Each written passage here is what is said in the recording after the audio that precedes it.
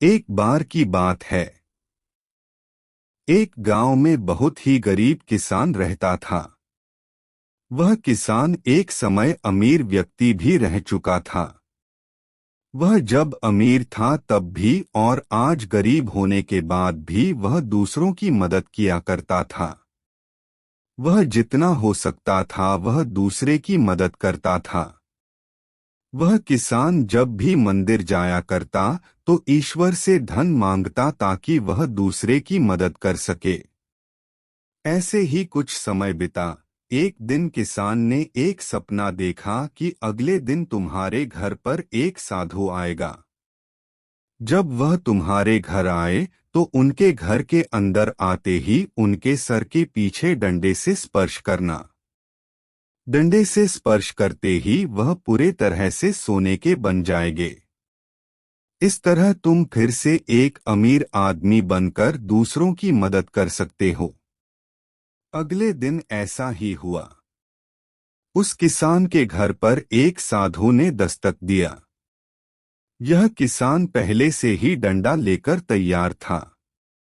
जैसे ही वह साधु घर के अंदर आया किसान से डंडे से उसके सर के पीछे स्पर्श किया और वह पूरी तरह सोने के बन गए। अब यह सब कुछ एक नाई बाल काटने वाले ने देख लिया। यह नाई किसान के घर किसान के बाल काटने आया था। उस नाई ने सोचा, अगर किसी साधु को डंडा से मारने पर सोने का बदलता है तो मैं इस तरीके से बहुत ही अमीर बन सकता हूँ। मुझे भी साधुओं को डंडे से मारकर अमीर बनना चाहिए।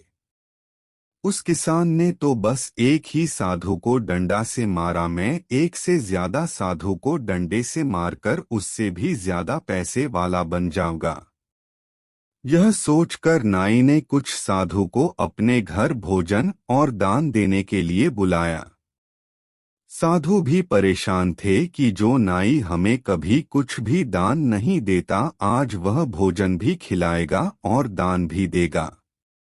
वैसे भी वह सभी साधु नाई के बताए समय पर नाई के घर पहुंच गए।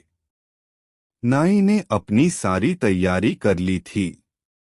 जैसे ही साधु नाई के घर की अंदर गए, नाई ने अपने घर का दरवाजा बंद कर दिए।